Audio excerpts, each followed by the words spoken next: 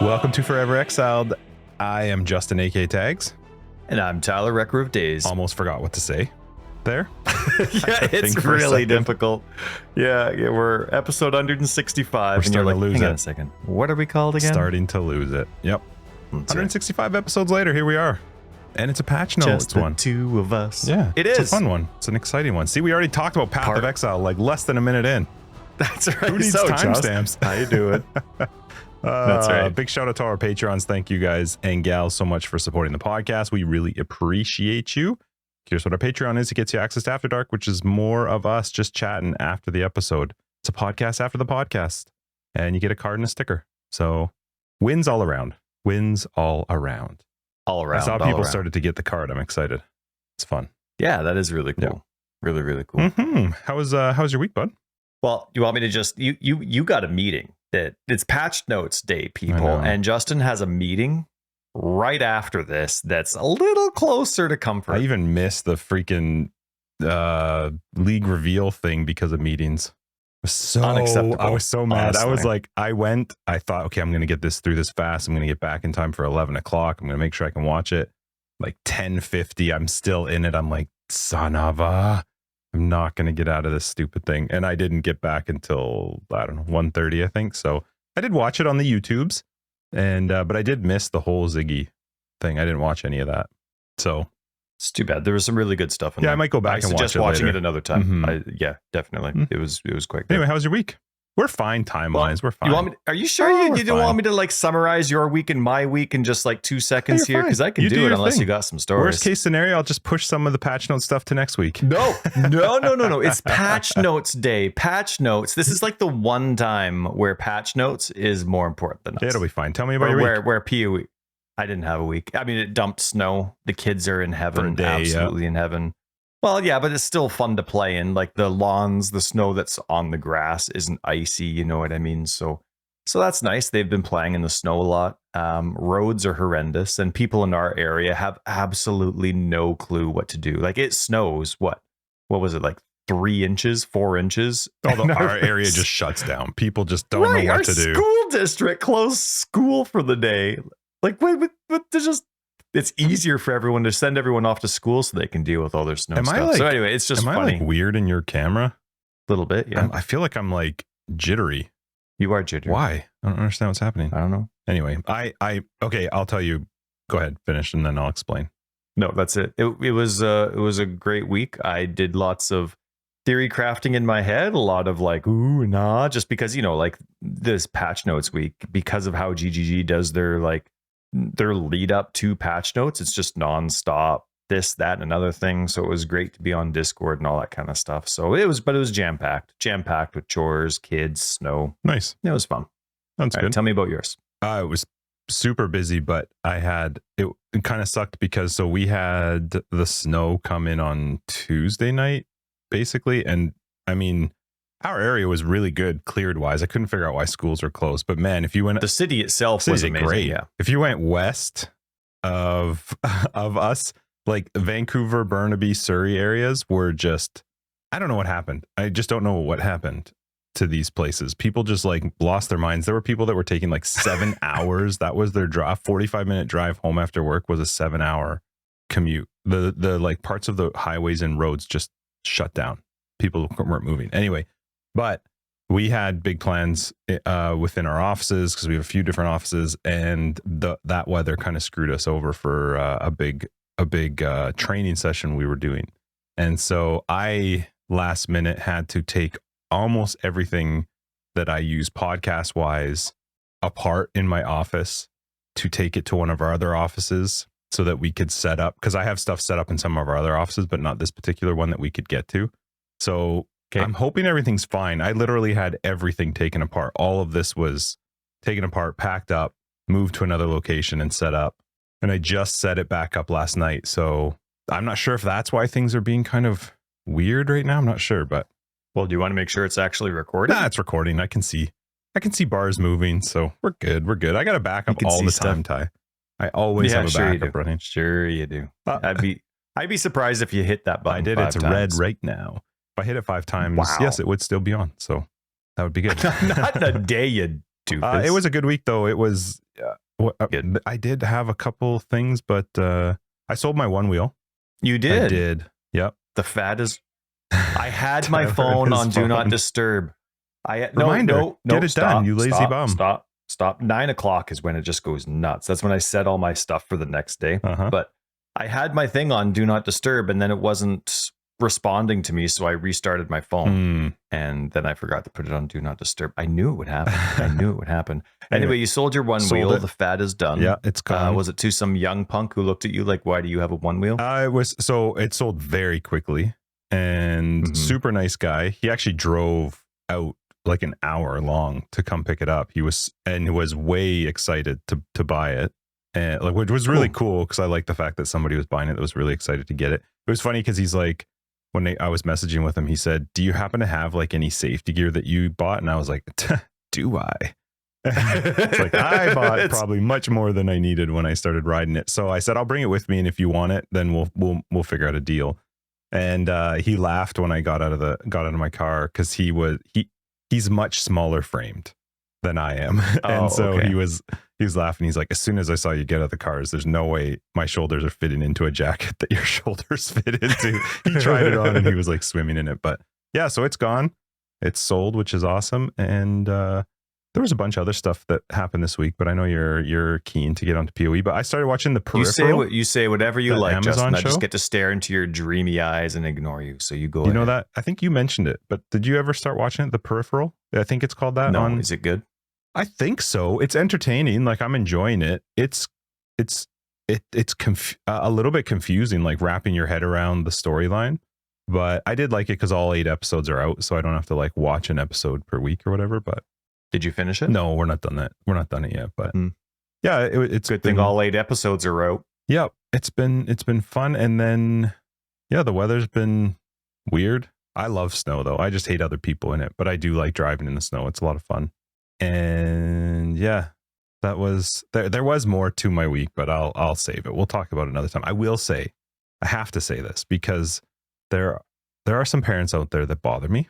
Oh yeah, my daughter's actually home too today. Oh, so my youngest is home because she had like a mild fever last night, and I don't want to send her to school with anything, and so she stayed home. Yeah. So anyway, she's watching TV upstairs, and I said, she knows that I'm recording and that I have another meeting right after this, and I said, but if you need anything, like if you need something, you just come downstairs and get me. And she's like, "You mean like if there's a fire?" I'm like, "Well, no, like there's not." And I'm like, "Well, yes, obviously if there's a fire, but there's not going to be a fire." I'm like, "If you're hungry or like," she's like, "Oh, okay." It's funny that she jumps right to a freaking fire.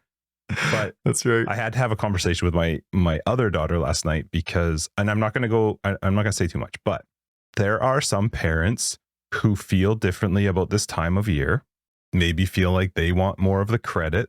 So they tell their kids certain things, but then I feel like you have a responsibility to also tell your child to maybe, keep it to yourself or don't whatever. This particular girl did not. So my daughter came home upset yesterday because of what one of her best friends had told her. And so I'm just saying to parents out there, if you choose to tell your child things and they tell my child things, I will tell my child you're an idiot. And that I will do whatever I have to do to save the enjoyment and the excitement that my child has at this time of year. And if that means that I will make you look like a bad human being, I'm going to do it. That's right. So, and if he ever meets you, he will tie you to the back of his vehicle and drag you through until you are saved by said person. So, that's perfect. Anyway, my daughter's come home a few times because she's in grade 4 now. Yep. Yours is grade 3, right? Your eldest daughter, so my oldest kid's in grade 4, and so that's an age where definitely a lot of that kind of stuff or questions happen, and so some of the kids in her class, don't. I wonder if people are following. They are 100% following. And so, but my daughter's like, my kids now are just asking me directly.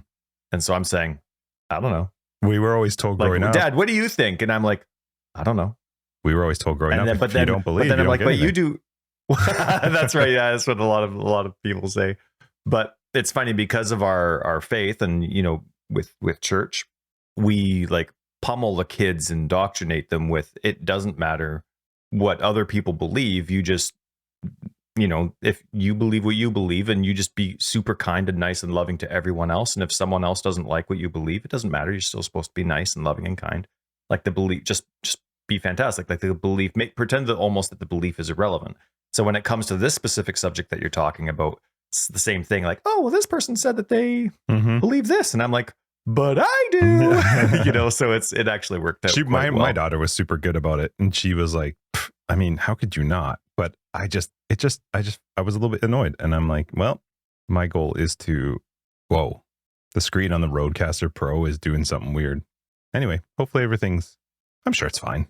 While Justin's commiserating about how poorly he reset back up his office, just for those that don't like this little cryptid thing, there are a lot of people that listen to us in their car while their family's around, stuff like that.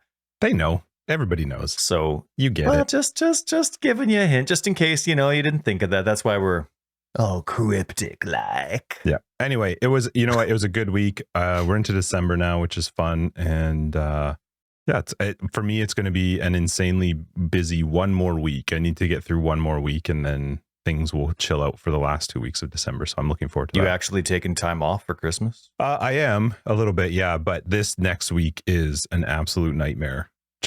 It always is the first 2 weeks of December. So the last 2 weeks will at least be a little bit more relaxed, and I'm quite looking forward to it. So anyway, How are you with turning your phone off at night and checking out? It hasn't been great, but it has its moments. Sometimes, unfortunately, there's just emergencies you got to deal with. Maybe you need to go to an after hours anonymous where they take your phone. You're like, I can't do this. No, it's just where you go when you talk to other people that are also having difficulty after hours shutting down. And so you go to AHA and you're like, hi, my name is Justin. I don't actually know how it goes, but it's like, today I got about 2 days. And yeah, can I have my coin, please? And then I can feel good. I don't know how it works. And it's not making fun. It's tough. Like there's a lot of people that have to deal with it and try and figure out how to turn off and shut down. So yep, I'm working on it. I'm getting there. But let's talk PoE, because there was some stuff. There were some things to chat about this week. There was. Now at the beginning, before the patch notes came out, I was thinking like these are either going to be absolutely massive patch notes, or they're going to emit a ton by accident. You know what I mean? Because they were just touching on from the stuff that they were talking about. Omit. Okay. What did I say? You said emit. Emit? I was like, what is that? What do you mean? Like they're going to send stuff out? That's right. No. I meant omit. Okay. And so, I wrote emit. That's why. Stupid Google. You're like, seriously, you should see some of the notes. What's in front of you. Let me read you a couple of the reminders that I have for today at 9:00. I have enter the compost. Yep, of course. Deal with the meat. I have no meat to deal with, so I have no idea what that's supposed to be. And also prepare the guild Idaho. Wow, what is that? Probably hideout. Oh, you have to prepare it? Well, I would get the stash stuff ready and then maybe reorganize a couple things. Okay. Yeah. Anyway, yeah, Google rocks. Mm-hmm. So anyway, they're going to emit a huge ton of stuff, or it's going to be huge. Why would you think they would omit stuff? What would be the... Well, not on purpose. Okay. Like last league, for example, their patch notes, they didn't mean to omit anything, but then accidentally there was some stuff. Like I think the big thing that they unintentionally omitted was like the harvest removal changes. Yeah, it was like they said they were going to change harvest stuff, details. But they didn't. Right. Yeah. And then there was like all of a sudden some of people's favorite crafts were this. And then there was anyway, but the patch notes are huge. I found them very readable though. I didn't find them huge. Oh, hands down. They were. Yeah, no, I thought it was pretty good. I thought that I was almost finished when I was reading the patch notes and taking notes for the podcast. And then I look and I'm like, oh my goodness, I'm only a third way done. But as I was reading, it was just easy to go through. And then all of a sudden I was done. Right. You know what I mean? And here's the crazy thing. So I just because the what was it? Their broadcast that they did, the reveal was done at 11 a.m. our time instead of 12 p.m. I still had an hour to do whatever I wanted from the time the Ziggy interview ended to the time I had to go pick the kids up from school. And so I was ready for when the patch notes were getting there, and I was on the patch notes screen and I was hitting refresh. I loaded the notes when there wasn't even a comment yet. There was less than 100 views. Ooh. I'm like, oh, Because so I went to hit reply. Again? I feel like it crashed again. I thought I saw people talking about it. Did, but I'm like, oh man. And it loaded quickly. As soon as I clicked on it, I'm like, oh my goodness, nobody's here. So I quickly scrolled to the very bottom as fast as I could. I was using the mouse spinner thing and I'm like, no, that's not fast enough. Then I used the sidebar thing and I'm going as fast as I can. I hit reply and I'm like, I just like gobbledygook, like ASDF or something like that. And then hit reply. Timed out. Oh, why did you want to be like a reply at this? Oh, I see what you're saying. I wanted to be first. It's awesome. And then I could take a screenshot and brag about it, which no one would care, but it would still be fun in our Discord. But then by the time I submitted my reply, of course, the site was down. But then by the time I was able to squeak in, yeah, I was on page 5. And there was already like 1,000 firsts of people trying to be first. That's funny. So anyway, and then I couldn't be first on page 5. That makes me look like an idiot. So then instead of reading the patch notes, I'm constantly refreshing this page that is crashing most of the time, trying to edit my message so that it doesn't say first anymore. So it was like 20 minutes later. Eventually, I guess GGG shut the site down for a sec and then just showed like their Twitter feed. Okay. While they fixed it or do whatever it is you do when there's too much traffic. I don't know how that works. It happens every league. It's so funny. I think of the expense though, man. Like why? You're in your phone, man. Tyler's phone is just like, I'm not going to listen to you. D&D my butt. So anyway, we're good. Yeah, no, my wife was just telling me that I left some paint open. So I basically just wasted $60. Is it broken? Like actually wrecked? Hang on. Oh, no, the paint open. Like the jar of paint, the gallon of paint. It should still be fine. It open. Should still be fine. I painted like 5 days ago. Just give it a whirl. I'm sure you love that, shaking up paint. See, I am useless. Like I can't even like paint normal. I can't even prime the walls without screwing something up. Like I'm not even painting now. I haven't painted in like 6 days and I'm still getting in trouble. Anyway, I'm sorry. Anyway, so yeah, patch notes came out. That was fun. Yeah, it was. And so excited to go through it. This week in PoE, there was a few teams. I got to give a shout out to Bex and her team. They were fantastic this week. There was so much hype going into it, but they provided so much hype. There was so much good humor and attitude going into it from their team. Good. And then there were so many replies, and it absolutely baffles me some of the stuff that gets discouraging or disappointing for certain players or some of the mentalities. I totally get that there's going to be disappointment for things like once all the news is out and the stuff you were really hoping for didn't get touched on. I totally get that kind of disappointment. But at the same time, the team themselves are very excited to present it. They're hoping that the hype and the excitement of what was revealed is greater than the disappointment you had if you're one of those people that didn't get what you wanted out of this patch. So just like the responses they had, just a big shout out to that whole team because there was a lot of mixed emotions throughout all of this, but a lot of great hype. And so I really hope they feel rewarded in what they do. It's not like we can give them anything, but I hope they feel good about everything because I think they did a fantastic job. They were definitely on the ball. They were on fire. So let's see what else was this week. Twitch drops. Did you get your wings? No, I guess you didn't. Eh? Way to go, Just. Way to have those meetings. There was, of course, the 320 update that we'll talk about in a sec. There was a patch. Look, I put that in the wrong section. I put that under MTX. There was a patch notes just getting ready for this and adding stuff to the store. Cool. Oh, I forgot to add a section for that. So maybe we can start off with that. The supporter packs. I forgot to put a thing in there for it. So, and then there was the curse manifesto that we didn't get to last time because that came out right after, as we said it released. Would. Yeah, yeah. Well, we knew it would, but it was there Monday. So, and that was the day that we released, and then the FAQ. So we'll talk about that when we get to curses in the patch notes. Then the teaser came out, which is awesome and all that stuff. Yeah. And then there's a whole bunch of teasers that they had in the Forbidden. Do you want to go through the teasers quick? Do whatever you want, buddy. I'm just following along. You tell me where to go. All right. There's only like 6 of them. There's the teasers, that the link that just takes you right to that kind of list of drop down menus. All right. So they teased what the Hexmaster one is. Oh yeah. There's and we'll get to that, I guess, when we get to curses. The Divine Beauty. Need 12 of them, but it gives you 7 divines. Right. Pretty sweet. It's nice to have cards for divines. Yeah, it is. Yeah, it is. Maybe there was a ton before. I don't know. No, there aren't. Oh, my goodness, Justin. We're going to get to it again. But yes. Just the fact that they showed beast crafting before.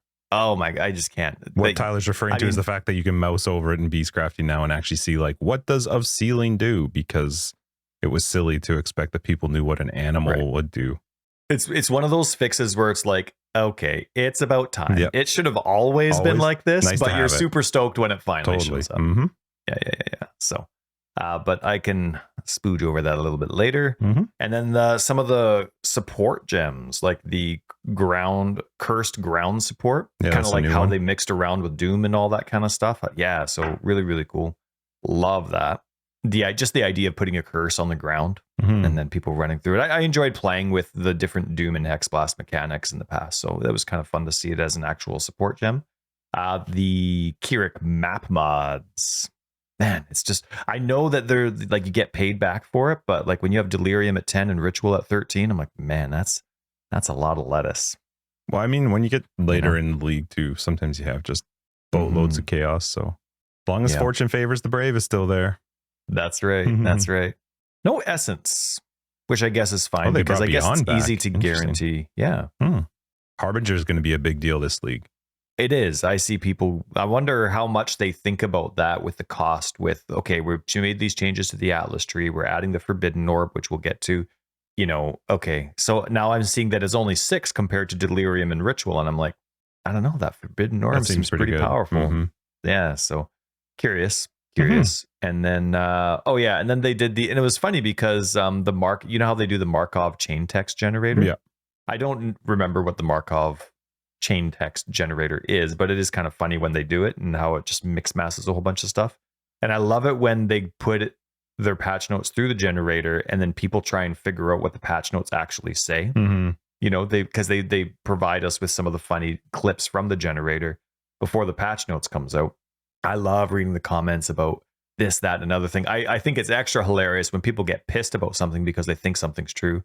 But yeah, it was a lot of fun. And I thought I saw a message to Bex on Twitter saying, hey, anything about the Markov text generator? And she's like, oh, I forgot about it. Let's see what we can do. And it came out. I love so that's kind of cool. We are regulating the number of stats and buffs to monsters, causing them to feel that it is a relatively small change. I'm like, that one actually works. It's very cryptic. It's confusing. I don't know what it means, but I'm fine with it. Yeah. And then this one actually got a lot of comments, and I liked so many of them. They were hilarious. But the bear woman can now be found in the cluster. And everyone was talking about how, like, we never knew we needed the bear woman in Path of Exile, but now we have Plus, it's in the cluster. That's right. Not a cluster. No. The cluster.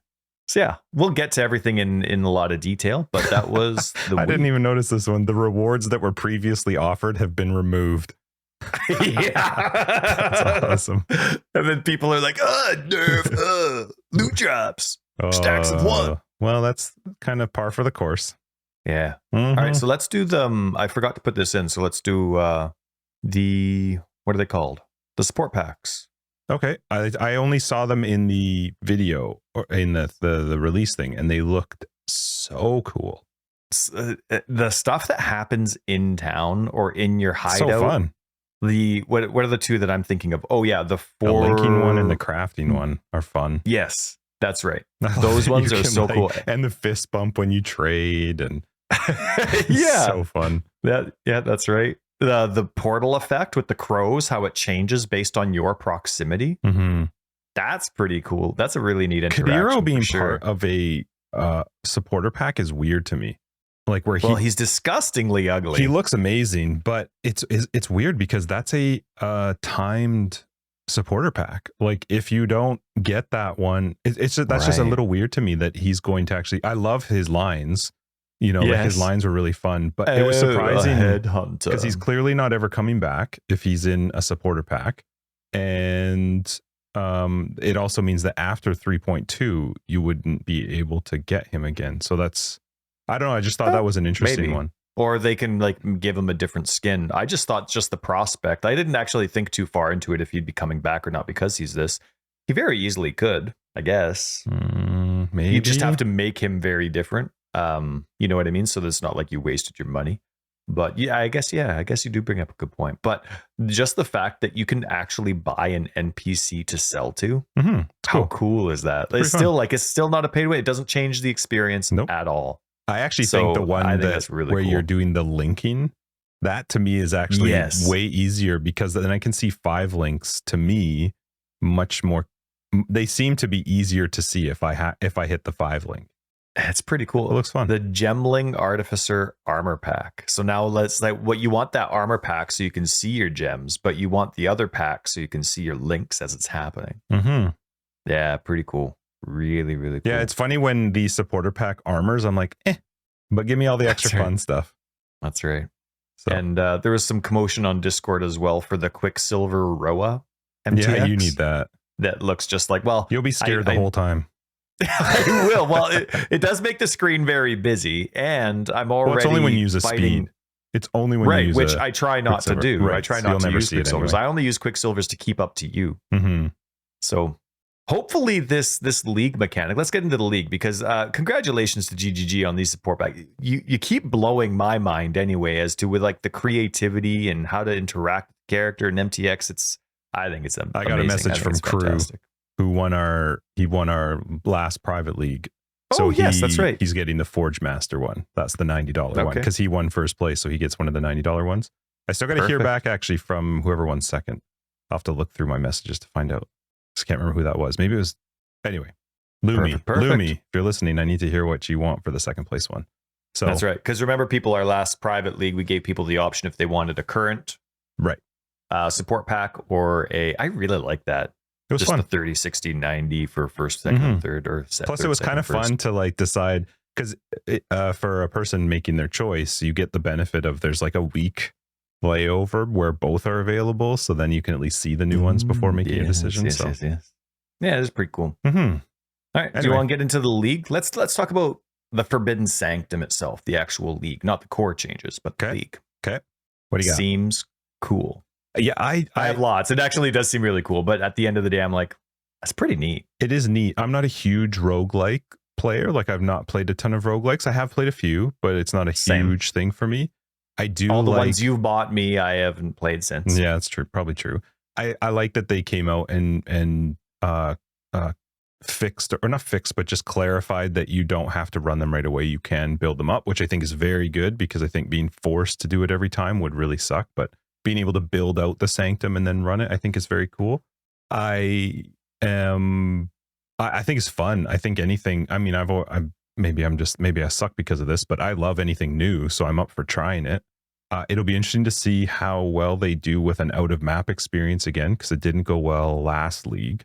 So what was out of map? Over the lake with Calandra, and quite often there is some kickback to out of map stuff. You know, like even when Heist and stuff first came out, a lot of people didn't like the take me out of a map type thing. But this is kind of fun. It's kind of like this fun mini game that you're playing through it. I've always loved things. It was the same with like Ultimatum and other ones, where if you made it too hard, it's your fault. I do enjoy that, like where it's on me to decide how difficult I'm going to make this. And it's very interesting because it is such a small game within a game. Like, there's a whole new currency, and there's new merchants, and there's different things you're buying and effects that are affecting you only within the Sanctum. But the fact that they did this like Roderick's Cube type from Diablo thing, where you're building something that will actually affect you outside of the Sanctum too, is really fun. Like, that to me. What are you referring to there? That's from Diablo. Relics. It's the little relic thing where you can where you find them. You can't roll them, you can't trade them. It's just your own, and you're building them into this little box. I think that's fun. I heard Theta saying that it was from Diablo 2. The first time I saw that, because I never played Diablo 2, the first time I saw it was in Last Epoch, and so apparently Last Epoch stole it from Diablo 2. It's a very Diablo thing. It just and I think that's a lot of fun. It's really fun to have this other thing that you're building. I really do quite enjoy when things are not tradable. Because as much as I love trade, I play the trade league all the time. It is still fun to have something that's your own, that it's going to be based on your progress and how well you're doing in order to build this thing out. And I think that that's a lot of fun. It gives you more reason to do it. So I think the Sanctum is going to be fun. It'll be really interesting once you start playing it, because they're definitely playing up the fact that it's going to be tough. Yeah, and the really small areas, according to Chris, he was saying. Did he say that? Oh, I guess you didn't say it. Yeah, he said the areas are going to be quite small. Like, they're not maps; they're small areas, smaller encounters, but tough encounters. And it is really cool because you're choosing your own map bots.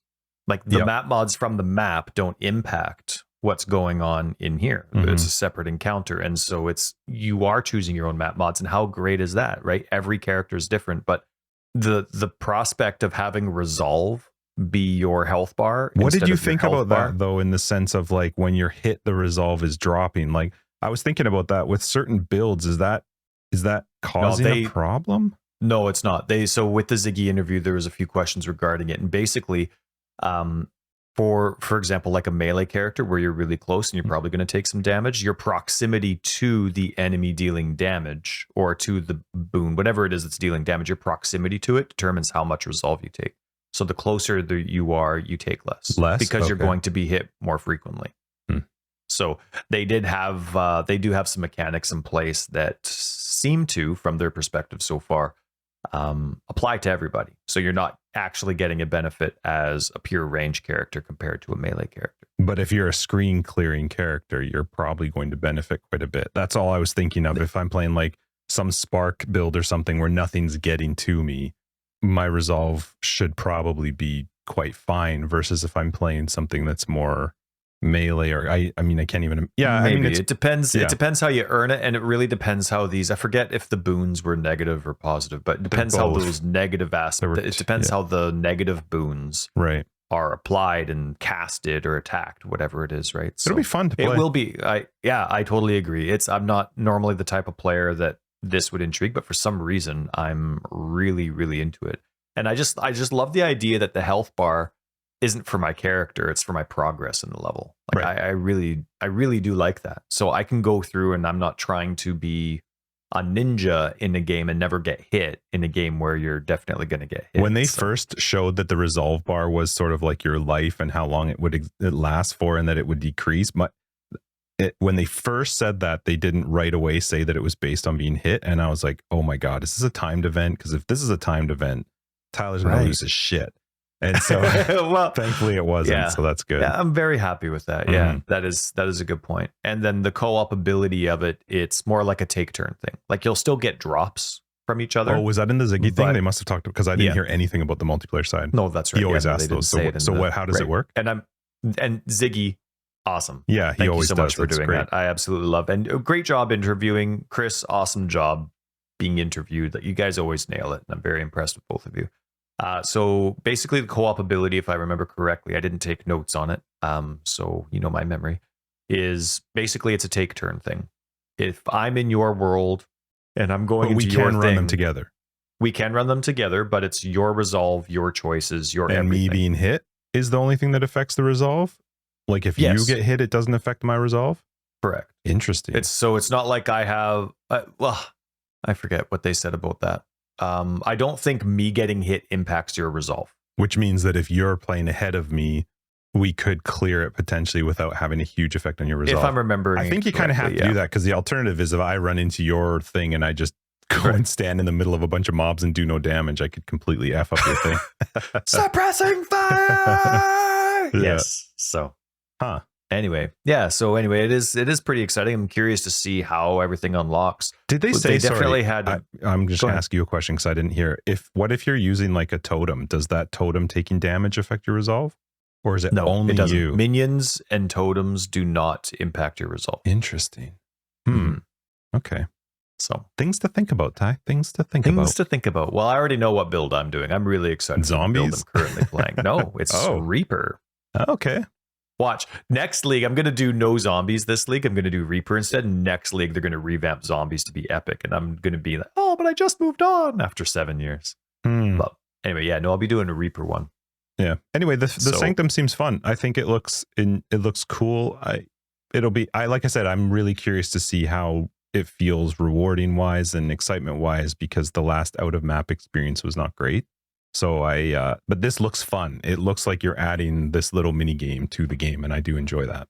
Yeah, and hopefully the area is a much easier to traverse and fight around. I hope it's a lot more open and not awful, without any stupid little glitches like, I don't know, like stair banisters that get in your way, or like those little rock formations that you could go around on the other side, but for some reason you couldn't. So hopefully that's not an issue in this one. Yeah, excited for the actual league itself. Oh, Whoops, wrong window. All right. Next thing up. The official announcement of Ruthless joining 320 for sure. Cool. Yeah, I think so too. I think it's with how they've presented. Like, I love a lot of the concepts they're doing, but I think I've said in the past, it's how like all the details that have gone into it so far. It's not my type of Path of Exile. It's not what I would find enjoyable, mostly because of the gem drops. I love something that. like Lily kicked around. Yeah, I know, but to me that kind of ruins theory crafting. It actually But anyway, but that's just for me, theory crafting, it like takes me back to the original way of theory crafting, which was figure it out on the fly.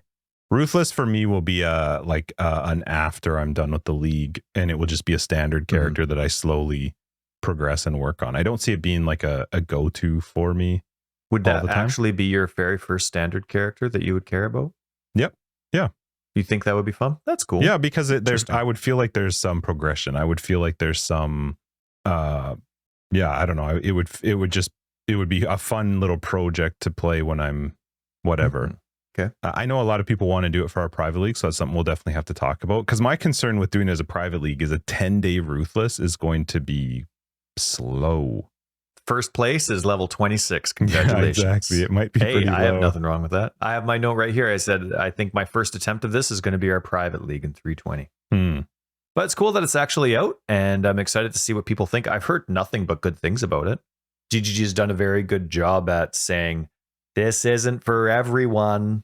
All right. It's not for everyone. They emphasize it all the time. And so, but it really seems to have worked because everybody that seems to play it knows exactly what they're getting into. And I like too that they've said straight up that if they don't like something, they'll fix it in the middle of a league. It's not a league based system. It's not focused on the league. It's just focused on Ruthless. So if something's not working, then they're going to change it right then and there, and tough luck. And I saw people complaining about that. I was like, you don't get it. It's not the main game. Like, that's right. That's right. It's exhausting.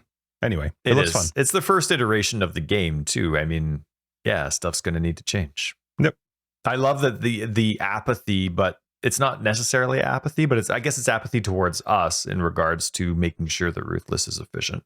Just going to change it right in the middle. It's not like the thousands more that are playing in the normal league, right? Where you got to wait for some fixes until the next league or whatever it is. So I do enjoy that kind of apathy where they finally get to be like, apply it. Exactly. Yeah, that's pretty awesome. Think so. I think it's good. All right. This one's kind of a big one. Skills. Lots of skills scattered throughout how they organize their patch notes on what was fixed, what was nerfed, what was improved.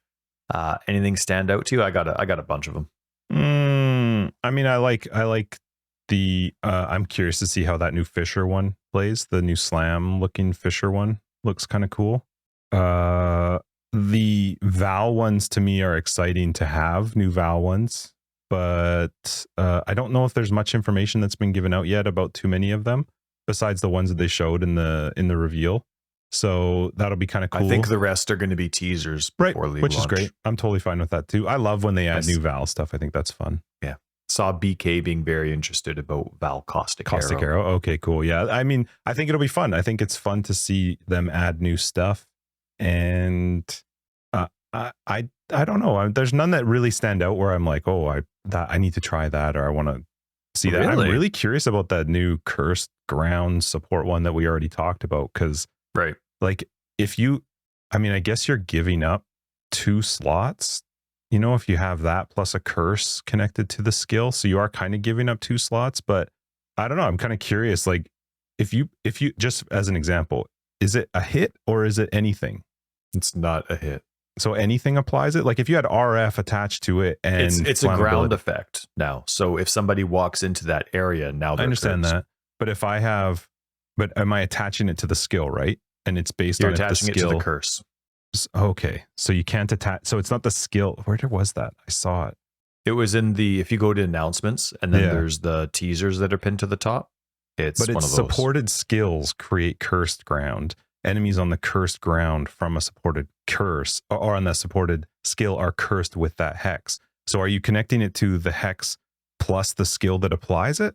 So I think what it's doing is it's applying like the old Keystone used to have it. So you would link it to a curse. you cast the curse, but the curse applies to the ground, not to the enemies, and then only the enemies within that ground circle. But the circle stays there for a little bit. There's a duration as well, so enemies have the opportunity to walk into it. See, because in my head when I was reading it, I was like, well, could you, if you connected Righteous Fire to that plus a hex, does that mean that Righteous Fire is applying that hex to the ground all the time around you? No. Well, I mean, maybe that's not how I read it. That would be pretty sweet. Because it just says the supported skills create cursed ground with a base duration. Enemies on the cursed ground from a supported skill are cursed with that hex. I don't know. I just say supports curse skills. Curse skills. No, at the top.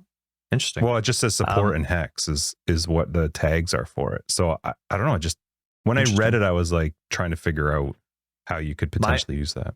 My assumption is that it's for curses only, just because they, and we'll talk about it once we get to the curse manifesto part, but they are really hampering down on automatic cursing and really removing the effectiveness of that. So if you don't see anything about reduced effect, that's probably just for applying curses. What's the benefit then? Like, why not just cast it normally then? If I'm going to cast it onto enemies, what would be the benefit to me to cast it on the ground? Well, think about it. You don't have to turn around while you're kiting in a boss battle or whatever it is, or but you're cursing the boss. Like if I'm just cursing the boss. Like you're putting, so I don't know, maybe you can have more than one instance of it kicking around, and all of a sudden, like all the ground around you is, temporal changed for a while, and it doesn't matter if new enemies show up or not. You don't have to worry about it based on the duration. I don't know. Anyway, it'll be interesting to see. But no, there weren't any skills that I was like super excited to try out or whatever, but I am excited to see more Val skills. I think that's a lot of fun. Yeah, for sure. One thing that I loved was Chris's joke in the actual recorded video about adding +2 to cleave range last league, because now that they've made cleave a Val skill, he's like, well, now the range for +2 cleave doesn't look that bad now, does it? I thought that was pretty funny. Let's see. Yeah, I thought of Hannah right off the bat too, because she was pumping cleave like crazy. And now that it's a good skill and Val, she probably doesn't, she said she doesn't like it anymore. Now that it's meta. No, that's not touching it. Well, you know what? I kind of feel like that too. Maybe that's why I've loved zombies so much. They've never been meta. But though I saw a lot of people talking about Baron zombies. I do like Baron zombies, but the Frozen Legion skill had a really cool weapon being shown. Well, because I've never seen that your weapon, wasn't it? Yeah, but it was like a massive like harpoon thingy. I don't know. Oh. That's what I'm bringing up, but I don't know. It looks really cool. Maybe it's a new unique, right? Could be. That people that they haven't shown yet. Because it did say it attacks with your weapon. It looks cool, but I suck at skills like that where it's like wait till there's 4 charges. Did it say attack or hit? Because it's a spell. Like that's originally a spell with a cooldown. Yeah, I don't know. Oh, but I'm just saying I'm not good at things where there's a charge that you wait for. Like, right. And if you use it too early, only one of them pops up. I suck at that stuff. Is that Unleash or is that, I forget which one that is, the seal one where there's seals? Yeah, Unleash does seals. that too, yeah. Volcanic Fissure does look really cool. I mean, it's another projectile melee, you know what I mean? Another one of those safe melees where you're actually getting the melee perks, but it's like you're a ranged character. It was weird too, because it says it travels, but is it traveling to the location where let's say it's on right click, is it traveling to the location where my mouse is when I right click? And is there probably some sort of limit to that distance? And I don't know. It just looked fun. I love the fact that it will travel around really a corner. Yeah, me too. Which is weird for a melee skill, but I'll take it. I think it's awesome. I think it looks really cool. I don't know. To me, it makes sense in my head that that's how something like that would happen. It would travel a bit and go. Maybe I've seen too many movies. Is it doing damage on the path too? I don't know. Yeah. I don't know. I'm excited for the 2020 gem reveal that'll happen after we release this. Let's see. No Val zombies or Val Reaper yet. What would Val zombie ever do? It'd be cool if it made them bigger. Like it gave your zombies like they got bigger and did more damage for 10 seconds or something. Or if they had like this like damaging aura around them for a little bit, or I don't know. Yeah. Something crawled out of their belly and then like a whole bunch of little zombies started running around and exploding. That'd be pretty awesome. That's a cool idea too. Punishment got hit a bit, and I absolutely love Punishment. The second favorite curse out there, hands down. But it's still amazing. Like it's it's not like I got hit. It was just like it got brought down to earth. But I use Punishment a lot in my builds. Temporal chains is always my favorite, but I only use it when I can actually beef it up. I mean, as they've said many times in their curse manifesto, it was very pointless to use in the important battles, and so I only use temporal chains if it was really beefed up. So I've used punishment almost all the time. Well, But on temporal chains and enfeeble did get really positive. Yeah, and then it was made even improved. like infinitely better by their new changes to getting Right. rid of the reductions to bosses. Like that was such a huge change to not have the boss reduction on curses. So I was hoping they'd just get rid of temporal chains so that we could finally have multiplayer curse somehow. But Co-op fun. mm-hmm. Yeah. Well, despair got changed. And I guess it was kind of expected that it would get changed. I've emphasized quite a few times with the different theory crafting I've done and talked about on the show that it was the only offensive curse that actually added damage of the type. So it would, all the other ones just lowered resists, right? Whether it was flammability, I forget the other ones. But anyway, like all the other offensive one, they just lowered the resists of the enemy that was cursed. Whereas this one, it actually added chaos damage to the all hits that enemy took, which is crazy, and I absolutely loved it for that reason. But at some point, you kind of expected it to be on par with the others, and it did. So now it just reduces the chaos damage like all of the other curses. Though it is kind of funny because with the other curses, because you know how there was a big focus on the curse effectiveness, right, and where you got curse effectiveness, reducing how easy it is. Yeah, right. All the other curses lost, like their quality, they lost increased effect of your curses. And despair now has an increased curse effect. So it's weird. Unless I misread it, I thought I saw that despair has an increased curse effect with their quality, but all the other curses got that removed. So what else? What else? Skills. Oh, this is kind of like passive tree bit, but melee got some really cool additions to the tree, including like the option just for melee splash for all your strike skills. Yeah, they changed quite a bit with that. Yeah, so really cool stuff there. And then, I mean, there was a bunch of changes to actual skills, but some of very obvious and expected cuts to some overly powered skills. Some didn't get changed, which people are quite surprised with, but there were some very obvious ones, like the newly released one last league. What was it? Lightning conduit or whatever. Yeah, it's always funny when they make changes, when they nerf something or don't nerf something, and then you see people that are raging about something. And the thing that always cracks me up is there's like 300 skills in the game. I don't even know how many there are, but there's a lot. There's always going to be some that do or don't get touched, and it just cracks me up every time that people are like, blah blah blah. Why not this one? Why not this one? It's like, okay, just it's chill. A lot. You can't do them all. That's right. I can't believe how much they touched this game. There's so much from so many different corners of the game that got touched, but touched in a good way, Justin. Touched in a good way. A couple other interesting additions that I noticed kind of near the bottom there was Onslaught is now considered a buff. Yep. And which is Withering, nice because it's actually affected now. Yeah, now you can actually buff it. You can have some effect to it. Yep. Buff the buff. Curious to see how that impacts with the Raider, because that already has a very big Onslaught perk. And then Withering Step got cut down a little bit because it kind of avoided the normal vulnerability periods for people that would normally use Elusive. So now you can't use Withering Step again unless your Elusive is expired. That's kind of like its new cooldown. So now one thing that actually surprised me, I forgot, I should have had this a little bit higher up, but back to Volcanic Fissure, that's the new skill where it travels and you were talking about. You get that in Act 1, at the end of Act 1. I like that. Just because it's like a ranged, like a lot of the slam skills and a lot of more of the, I guess it's the same as Sunder in a way. So I guess that makes sense. But I was kind of expecting it when I thought about it before to be more of a Gravicious unlock, middle of Act 3. Act 3. But I guess, considering it's more Sundery, it's not actually a slam skill, and maybe its AoE is smaller. Okay, maybe that makes sense. End of Act 1. Cool.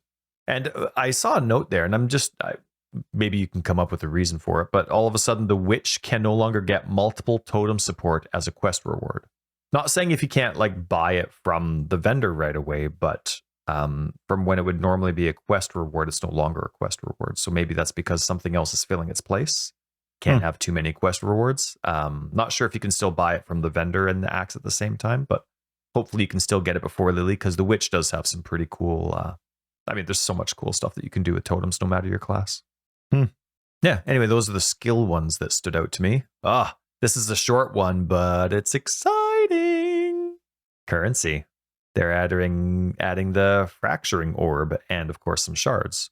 Right after they said that they hate shards, Chris said in the Ziggy interview how much he hates shards, and so there's no divine shards coming, but fracturing orbs and their shards are coming. I still don't understand why no divine shards. I really don't get that. It just doesn't make any sense to me. It's now the number one piece of currency, and up until last league, there was shards for the number one currency. They can do whatever they want. I just don't understand the reason not to. Yeah.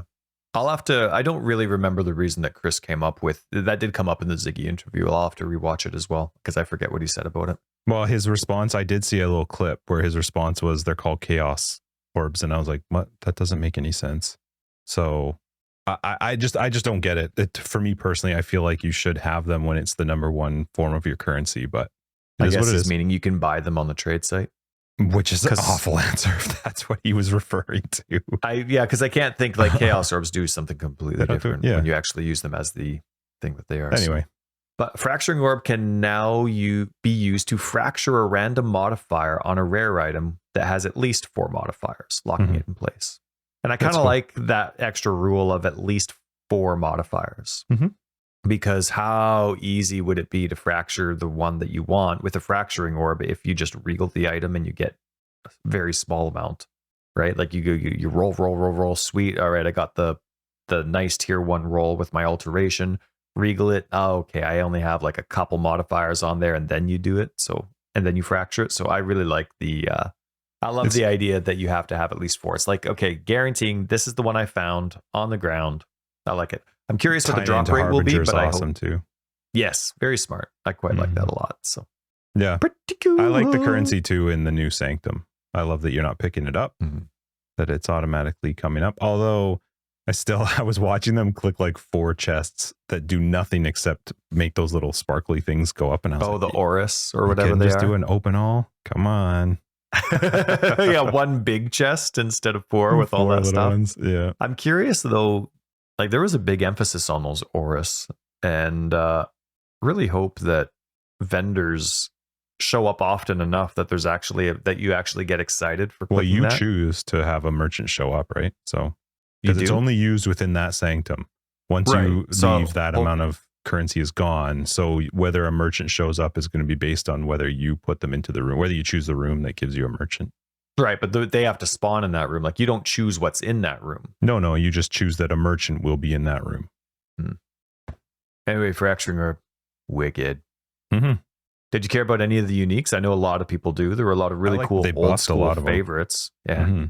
Yeah. And I think it's a cool idea to make them rare. I know a lot of people don't like that, but if they're going to buff them to the point where they become useful, I think it's good that they're rare. He did mention it in their reveal, and he is right. It is a really tough spot for them to try and make it so that uniques are very, very good, but not the be all end all to a crafted rare, but not making a simple rare be better than a unique. It's actually a really tough balancing act for them. So I do like that they're buffing up a lot of these uniques. I think that's a lot of fun. It makes uniques. I'm really excited for jewels, especially too. Like it's going to be a little bit more fun now when a unique drops, because there might be some better potential to it. And now that it's rare, they may be worth more too. I completely agree. Yep. I have no disagreement with anything that Chris said there in regards to that balance and how rare certain uniques are. I think it's fantastic.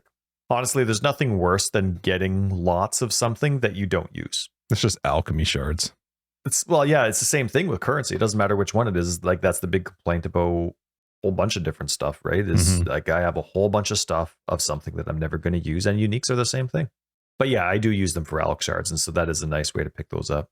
Atlas Memory's got some tweaks. They got a couple new additions to the types of stuff, and I mean, I was relatively apathetic about them last league, so were you, because they don't really help you unlock the Atlas, because by the time you get them, the Atlases, you've already basically done those maps anyway. Doesn't sound like they're making them earlier, which is too bad. Nope. And then lore-wise, they just said the exact same thing in all 4 maps. So I couldn't believe that they didn't say anything about that there was nothing in there that said like they were going to actually, because they play it off as if it's supposed to be telling you a story of what happened. And I'm like, but a memory, it doesn't. Right. It just tells me one like half paragraph. That's it. And it's this, I really wanted it to continue a story, to tell me like part of Right. it, and then the next map tells me the next part, and there's like some progression to this memory. That's not what it is. It confuses me. I don't get Hopefully they did, but it's funny because they add over 100 voice lines for Kadiro. it. Well, you're paying for that, so That's true.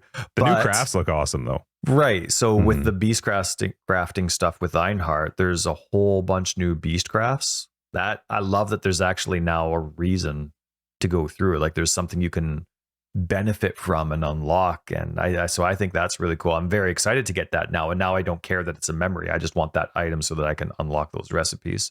And memories now drop ID'd. Mm-hmm. That's kind of cool. Under that, I have, okay, go on. Anything else you want to drop ID? Right, yeah. Any, like, I don't know, is there like I don't know, like a whole game button? Or getting rid of scrolls, maybe? I get all loosey-goosey thinking about how great filters would be if items dropped ID'd. Not happening. All right, so monster and boss changes. There's still some stuff. I mean, obviously, we went through the You're skipping the Atlas one you have? Did I? We can. If you Not on purpose. No way. I love that stuff. That's my favorite change. Atlas. Okay, then changes. let's skip it. Perfect. Joking. There's nothing even like specific in it. I just love the Atlas is my favorite passive tree in the game. I like the Atlas passive tree more than the main passive tree. It's my favorite thing to play with. It is so cool. It is such a wonderful way to make your game, and it makes it so much. And you don't fun. feel as punished. For me, I don't feel as punished with it. Like I can mess around with it and change it, and it's not as punishing as the main passive tree is. My favorite thing of all the things they did with it is the fact that they removed boss benefits to the drops, and they've added those drops now into the core game. And now there's different benefits to the Atlas passive, which to me is so much fun, because then you didn't feel like you were missing out. Like I used to feel like if I was doing Eater of World and I didn't adjust my tree, I was losing out a bit to doing that fight. And I absolutely love that they took that away, because it gives you so much more freedom now with the Atlas passive tree. Love it. I completely agree. I'm very excited for it as well. And so then to compensate a little bit for that, they added so many more clusters for different mechanics. They change the values of certain clusters. So it's going to be a completely different Atlas tree experience when we go back into it and see things. So they've just kind of rebalanced all the League stuff, but added more opportunities to get more of the content that you want. And I did like and appreciate the focus that it's about the League content. It's not about boss content. Right. I like that there's still a benefit to speccing into bosses, but now it's not because they drop something. Now it's just it's affecting it in some other way. So I think that's like exciting. The Uber or something like that. Yeah. Did you like that they got rid of race course already? Shut up. Okay, so just cannot they got rid of. I know it lasted for one league. Why? Yeah. It's the best map. You can hug the right. You get everything done. What's wrong with it? I love it. So Channel comes back. Haunted Mansion comes back. Love Haunted Mansion, especially just from the Exile the Exile Con interview where the paintings change when the art team was on there and they were talking about so cool. So Channel, Haunted Mansion, Toxic Sewers are back, but so is Primordial Blocks. I hate that map. I hate it. Oh man, if I have how the like standard conversion map system works is. Like maps seem to only convert into one map. So when this first started and there's like all these conversions, like, okay, so a whole bunch of maps are leaving and a whole bunch of maps are coming back.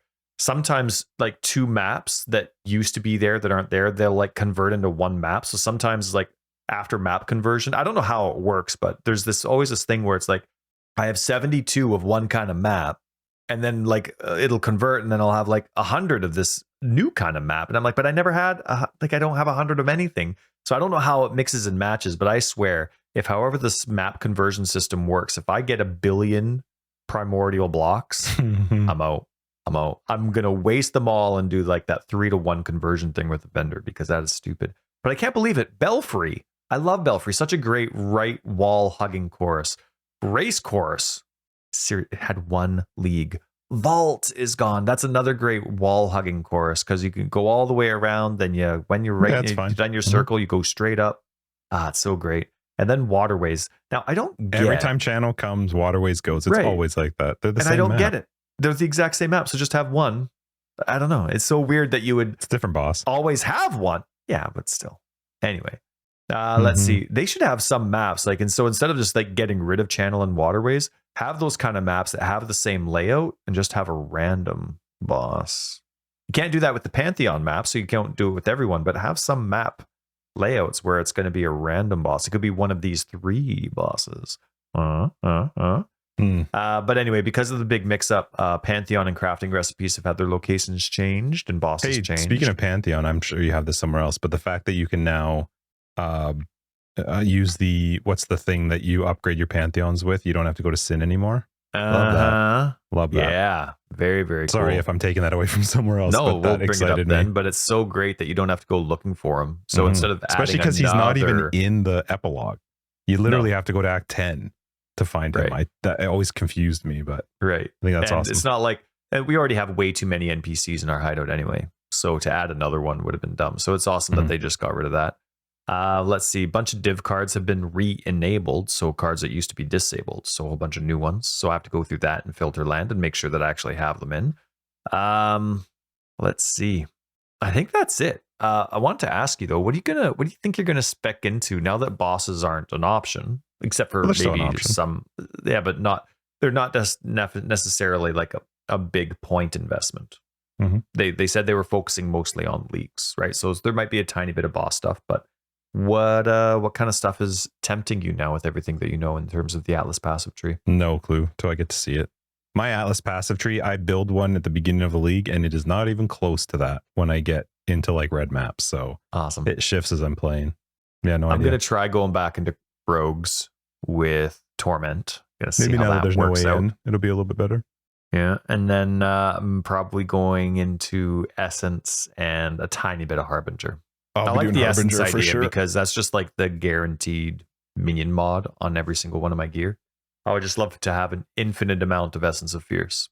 I think Essence will be better too, again, with AN now being gone. I asked her quite a few times throughout the live interview. I never expected it to get answered, but because Ziggy and their mods and his mods does like the questions from people on the Twitch chat. Oh, okay. I wanted to know because now that they've got rid of AN for the poor communication as to what those skills did, Einhar beasts and Essence have always been like that. Always has stuff that you like. What does that mean? What is that doing? Where is this coming from?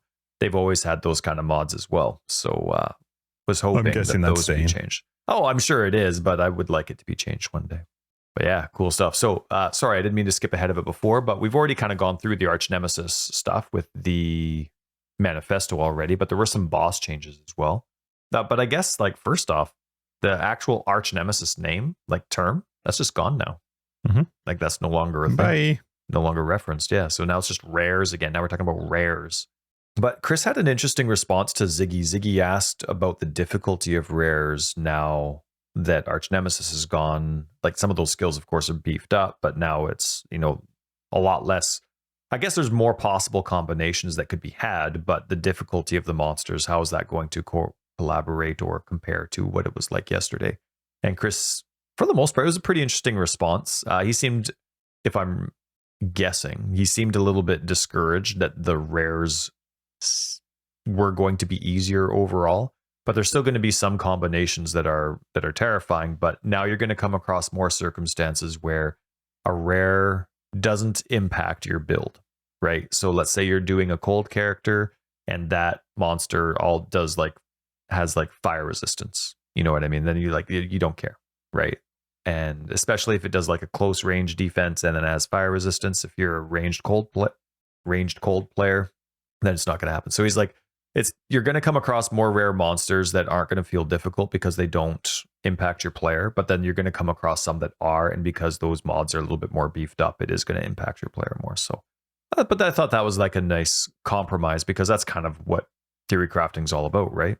Unless it's a boss, like there's not going to be, every enemy shouldn't be that difficult for you unless that's how you're redesigning your whole game. So now I was looking at very carefully some of the rare monsters, and of course that can change at any time, but some of the rare monsters when they were fighting in the video and how it was displayed and how it was looking. And I'm kind of excited to see, like, now when I'm broadcasting, when I die, I can go back into that video and being like, okay, like what did I see? Because I'm still not going to be able to read every single rare monster that exists, especially with an analog stick. But I was quite excited to see the prospect of knowledge there now. So pretty neat about that.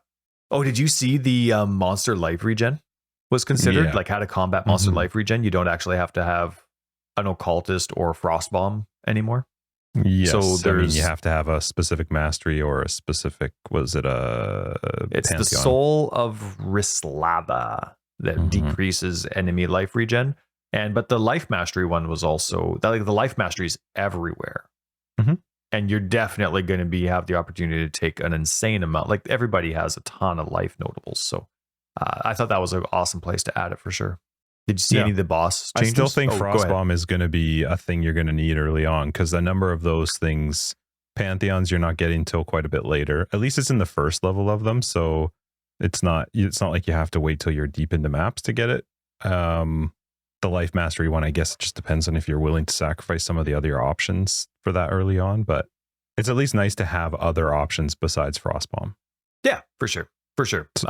Definitely. I mean, that was a big complaint we've had on the show for quite a few times.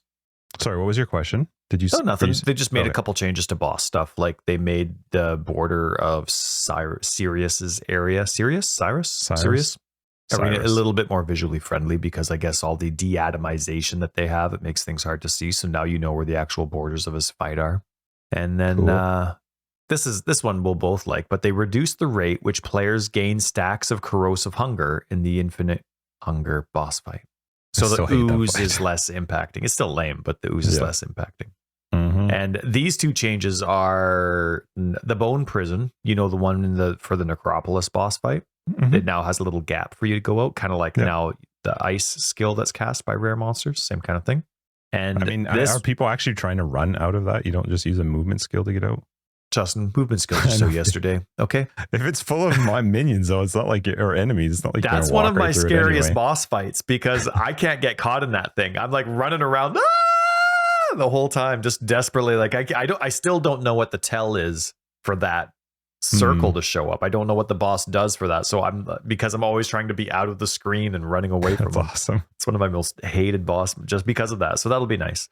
And then this one's awesome because I hate the Spriggans so much. But the Vine Pod explosion skill used by Spriggans, yes, in Act 2, now has a cooldown of 3 seconds. Thank goodness. Well, watch, it used to be 5.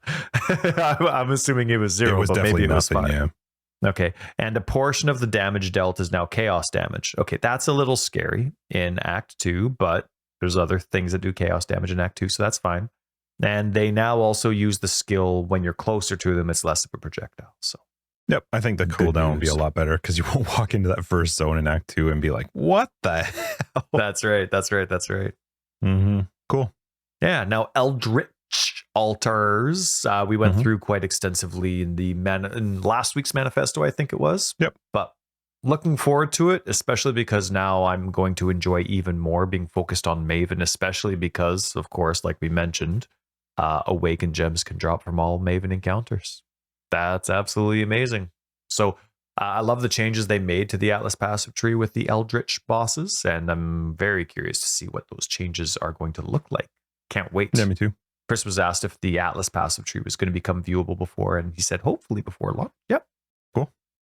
Jewel and ailment mitigation, we already went through extensively a couple weeks ago, but I was surprised, whoever it was, and I'm sorry that I forgot your name, but element examples that they gave us are about individual ailments. Yeah, I saw that. Not about groups. And I was like, oh, I don't know how I feel about that. Not like I would know. It's not like a right or wrong, but I'm like, there's a lot of ailments out there. Yep. So it's like you focus on 1, maybe 2 ailments, or you're the raider, or you take that, or you take that new unique down. Yeah, jewel. I guess so. Yeah. Or I guess, but you know what? I guess that makes sense because you still want to have value to purity of elements. At a 50% reservation cost, I guess having single individual ailment node modifiers, that makes sense when you have purity of elements in the mix. What else? Oh, I have a quote here. We've also changed monster-inflicted sources of chill and shock effect to be multiplicative rather than additive.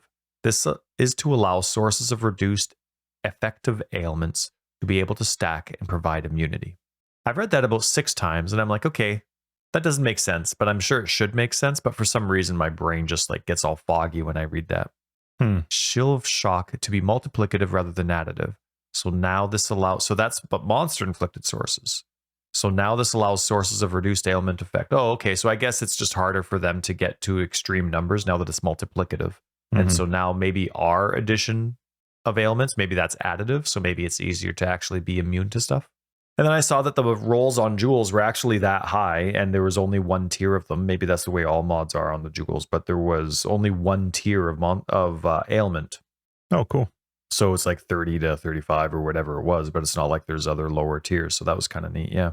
So cool. And then they added the prefix mods on jewels to be 2 to 3% increased mana reservation efficiency. Gosh, that's so cool that you can have that on any jewel now.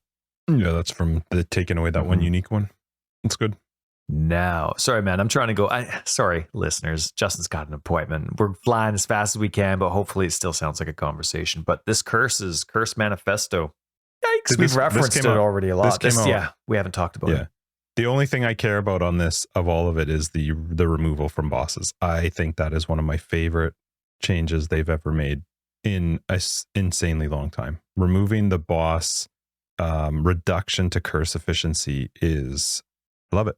Yeah, apparently there were two hidden penalties. I don't remember. Yeah, it was. There are two hidden penalties, and I keep getting them mixed up as to where they were, but both hidden penalties are gone, which is fantastic. And I just think that's really, really cool. It drives me nuts, though, that there are hidden penalties. Like, I guess in terms of like a boss is just going to be harder. But to me, like, I still like, there was a post that was brought up in Reddit that I actually quite like. It's like so many other games have, like you can see how much damage you're doing to a boss. You can tell the difference between this kind of hit and that kind of hit. You can see what a boss is, weak to or strong to. Whereas in Path of Exile, it's just a guessing game and you're just trusting that all of this stuff is applied. So I prefer seeing, instead of a boss having all of this hidden stuff. And I get that there's a ton of stuff that, bosses need to be really strong against. I would just rather see an absolutely epic health bar, just absolutely huge, instead of something like all these different resistances and hidden penalties. So anyway, it's nice that they're all gone, but I just wish, like, for this kind of stated reason that there already are so many different hidden aspects of the game, I just wish there was an in-game database, something where enemies that you've encountered show up and you can actually look at them. Then you can have whatever hidden stuff in the actual combat screen you want, because then with your in-game database that I can reference, it says what they are weak or strong to and what their skills are, what their offense is, all that kind of stuff. So it's pretty neat. But it's nice that they had that. And then, of course, they changed their references as well to how skills interact, especially like temporal chains and enfeeble. Doom was also taken out, which, I mean, it's old news now because it came out so long ago. That's like a week old, but we haven't talked about it. But I don't think you ever really cared about Doom or ever played. Yeah, no, you didn't. So Doom's been completely removed from the game, but they changed a whole bunch of kind of cool stuff to change in terms of curse efficiency or hex blast, like all those other cool stuff. Oh man, they just did. Hard to explain. It's just like a whole crap load of stuff they changed. I'm sure you didn't look into it. No, you didn't. But yeah, Doom's gone, but curses, massive, massive impact now. And I absolutely love it. I don't know if you remember. Do you remember? Oh, of course you do. You used to buy it for me all the time. Heretic's Veil. You used to buy that for me all the time. Anyway, it's nice to see an old school favorite, even though I'm not, I don't always focus on uniques or don't focus on them, but it's nice to get them. It's nice to see an old school favorite get all beefed up. So, one heartbreaking thing, Justin. Blasphemy was part of the automatic curse reduction there. You know how like we mentioned a little bit earlier, but automatic did they change blasphemy? Cursing. Yeah, so stuff that helped curses become more automatic. Yeah, automatic. Now decrease curse effect. Right, so the curses are going to be weaker if you're not actually self-casting them themselves. And Bane and Blasphemy and Hex Touch are all a part of that. It did not before? No. Actually, their quality improved up to 10% curse effectiveness. Blasphemy is an interesting one for me because, yes, it's automatic, but it's at a cost, though, like a heavy cost. It is a mana cost. It's not like it's costing me something that I can cast on a level 1 ball lightning. Right. Right. It's not a freebie. You're paying quite a bit to put it on. Now, they did add a lot more curse reservation efficiency on the tree with some of the new notables that they've allocated, but still it's mana. Right. And we all know that the mana reservation efficiency is multiplicative. So the more you get, the less significant that reservation is. So that one was a surprising one to me because it is expensive to use your mana for such a thing. Curse effectiveness, according to GGG, is now harder to get, more difficult to get. So that one was an interesting one to me, especially because if I remember the path of building math correctly, the blasphemy aura size is smaller than an average aura size. If I have no increase of aura size notables on the tree or just nodes, if I have no investment at all into aura size, if I remember correctly, the blasphemy aura is much smaller than the pride aura or whatever, purity of elements, whatever it is. So there's still that there too. It's not like you're aiming it. So the blasphemy one surprised me. But Hex Touch definitely makes sense. I don't disagree with it. It sucks because curses are just one of my favorite parts of the game, but it definitely makes sense. So it's nice though that basically at the end of the day, hexes are now stronger against the unique monsters and are basically twice as strong against pinnacle bosses. But they've changed their leveling aspect so that now they're a lot weaker through the leveling process. Early on, yeah. Which is good. It does. But it's still like they felt like there were too many sources of curse effect. That's what they felt like. I'm like, man, there was like 2.5 clusters before, and then everything else was small clusters. But I guess, they've changed a whole bunch of stuff. There's now 6 clusters for curses on the tree. They had all of the notables explained on there. Like, oh man, so many cool ones out there. So I'm really excited to actually take a look, see how much curse efficiency is effective. It's to me, it's a weird math now because it's like the only way you can get a full strength curse is by self-casting. Sure. Okay, so like it seems like, if I could be forgetting something, but it seems like everything else that helps cast your curses reduces. It's about 25% to 35% less curse effectiveness. All right, but what would be the point can you think of a reason why somebody would want to increase curse effectiveness but have more than one curse? More than one curse? What do you mean? Right. It just seems like, because builds are already busy. You have your flasks, you have, a few skills that you're using to go around, movement skill, buff skill, whatever it is. And there's so many things going on. Maybe there are a few, but it seems like a very conflicting play style to have a very strong curse efficiency and more than one curse, because that's just so many more buttons. Oh, I see what you're saying. Like, for example, you're the occultist. They changed the occultist now so that, as far as I can tell, there's no curse efficiency within the occultist. Maybe there's a tiny bit, but let's say you get the Whispers of Doom, right? Like, it's just like, it seems like it's a very big deal to increase your character limit for how many curses you can apply. But it seems kind of conflicting that you have to self-cast them if you're going to invest in them at any means.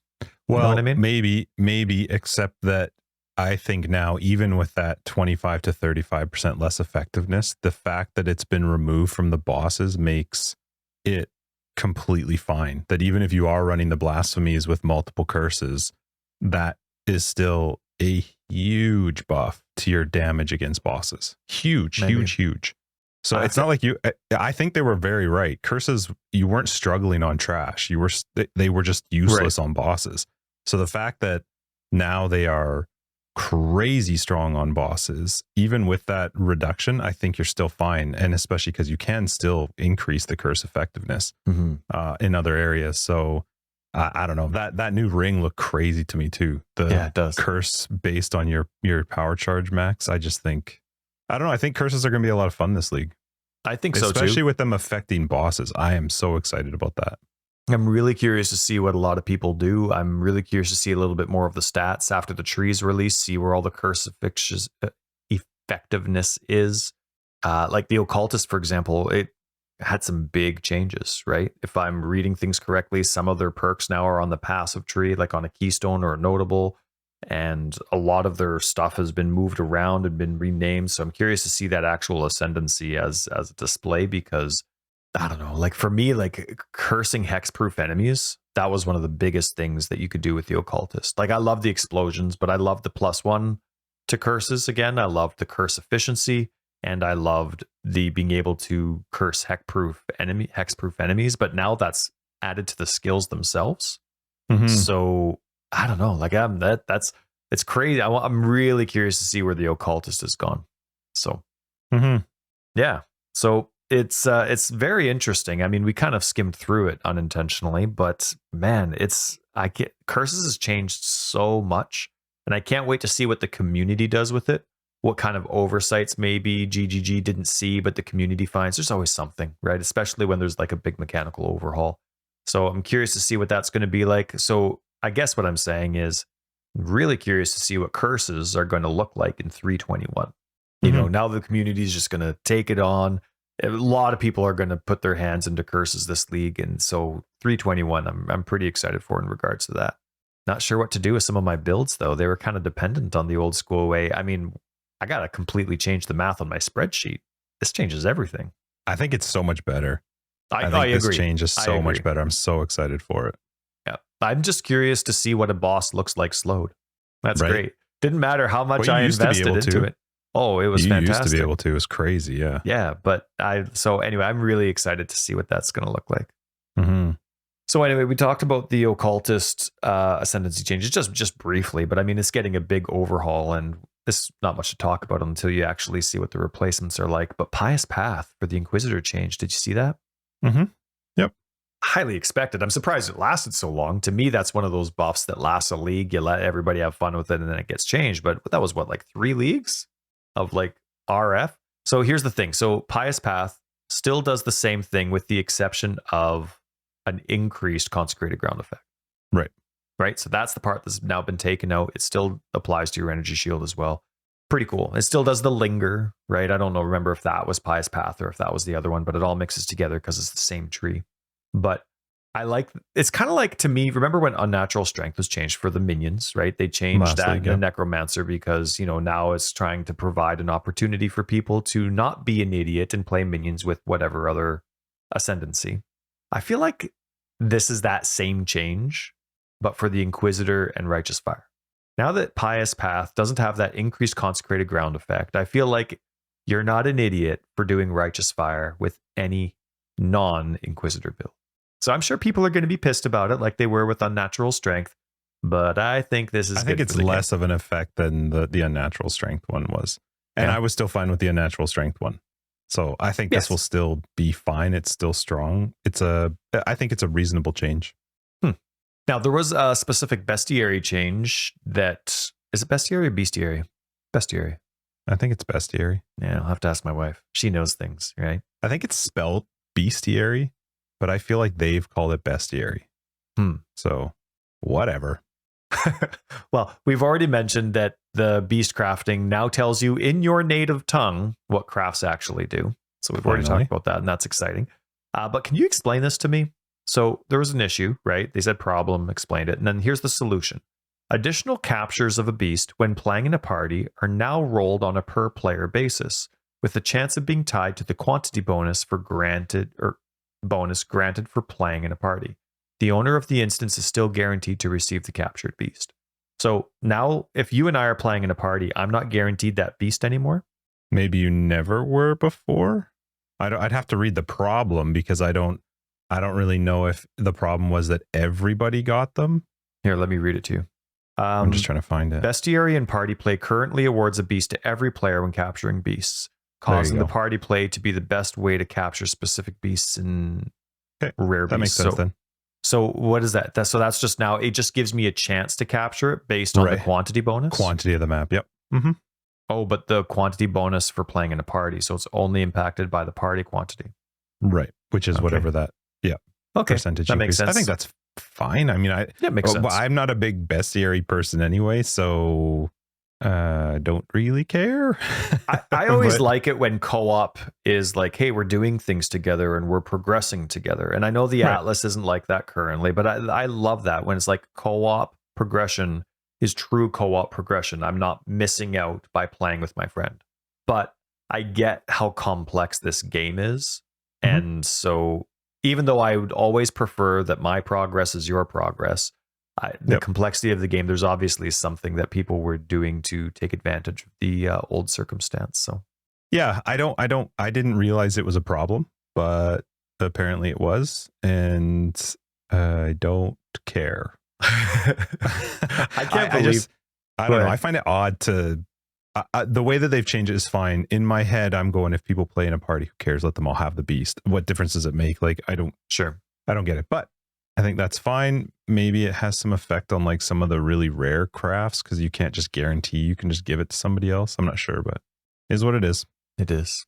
I hope this still seems like a conversation. I feel like we've been flying through this trying to get our timestamp, but we're already at an hour and a half. We're fine. Unrecorded. I know, but still, I feel like we've been rushing through. There's so much content that they put out this time. Like, touch so many parts of the game. Anyway, UI stuff. Okay. Already mentioned that altars been added to the map mod pool, right? Like when you're watching.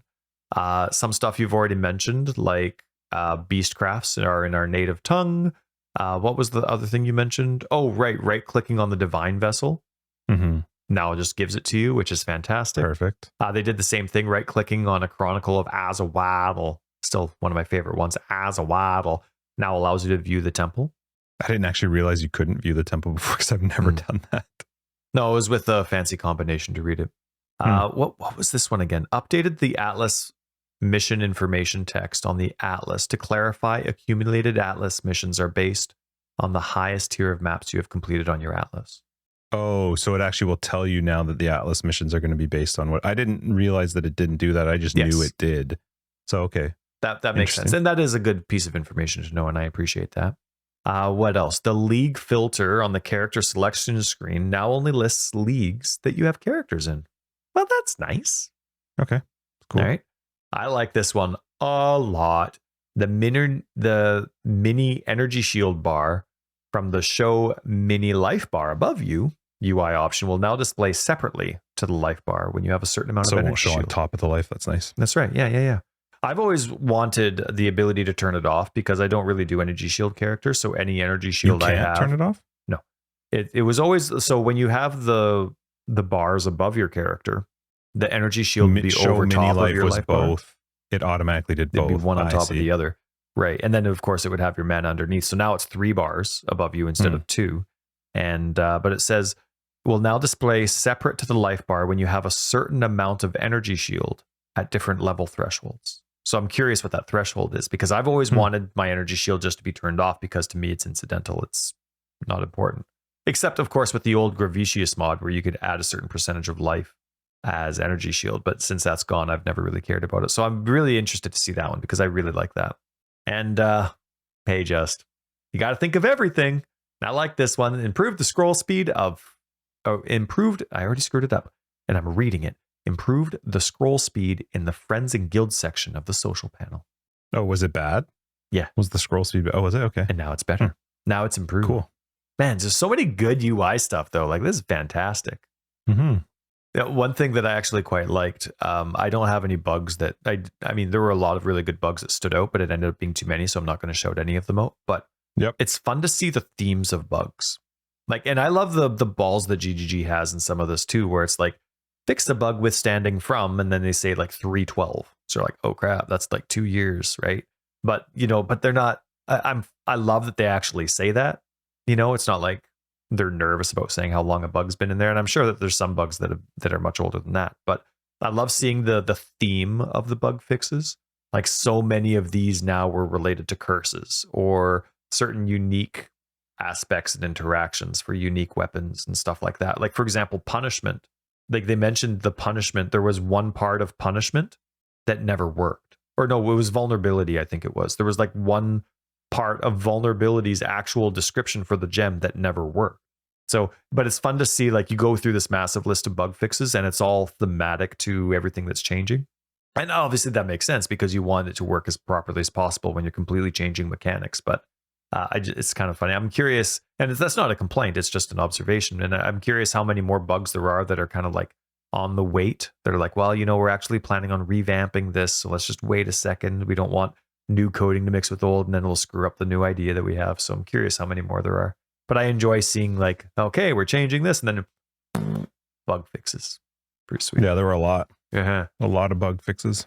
So we tried to blitz through it, but I thought that was an absolutely amazing patch notes and reveal and everything. You'll have to go through the Ziggy interview because there was actually a lot of good tidbits. Like, don't watch it as like your primary thing. Don't put it on in the background because you'll miss some pretty neat information that's mentioned through discussions. Some side comments. But it will be on the side. I'll try and watch it before After Dark, but watch it instead of Seinfeld. I have not watched Seinfeld. I don't even think I had lunch the last couple of days. But I will watch it. We'll talk about it a bit in After Dark. I will try and remember to watch it. So final thoughts. Are you excited though? I am super excited. I think all the changes they've made in regard, like Arch Nemesis to me is the biggest change that they could have done. You forget the league, forget everything. Arch Nemesis is fantastic. But I do love that they actually made curses relevant now. I think, well, I mean, I guess they were irrelevant because of, you couldn't use them in the proper bosses, even though you might not have known the math properly to do it. But I just think it's absolutely, I cannot wait to see what this new experience is like. I'm super pumped for this league. I think it's going to be so much fun. The league content itself looks exciting. The new Atlas passive looks really, I love some of the changes in the Atlas passive.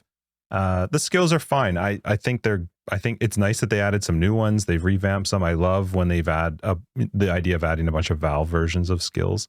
So that's a lot of fun. And I'm quite excited for this. What does it come out like in a week? Yeah, it's next week. It comes out pretty soon. Week today. Recording day, not release day. So today's December 2nd. It comes out December 9th, I think. Comes out on the 9th. Put in your calendar, Just. It's not in there yet. Okay, cool. So we're gonna have to figure out that recording because we'll want to play a little bit first, right? That's right. So unbusy yourself Friday night and Saturday morning because you got a lot of editing to do. My Saturday is completely booked, so Friday night it is. All right, we're doing it all.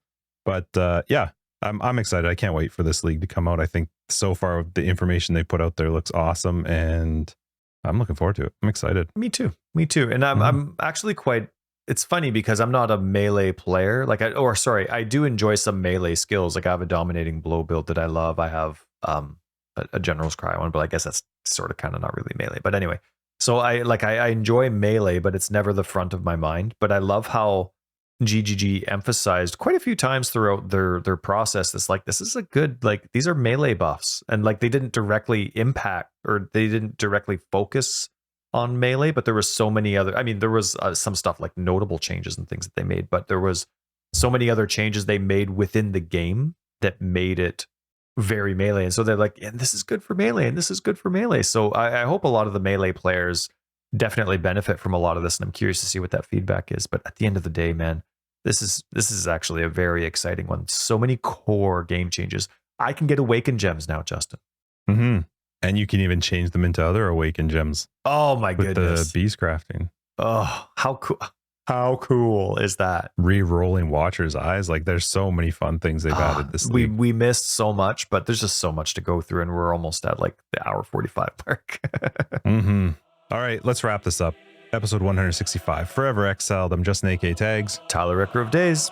Patrons will catch you in After Dark. Everybody else will see you next week after the league launch in 166. If you're looking for more information, you can find it down below. We get a website, foreverexiled.com. We're on Twitter, foreverexiled82. We have a very fun Discord, which you should be a part of. And Patreon is another way to support the podcast. So down below, don't forget to hit the 5-star. I know one of you out there hit a 1-star. I saw it, and I love you still.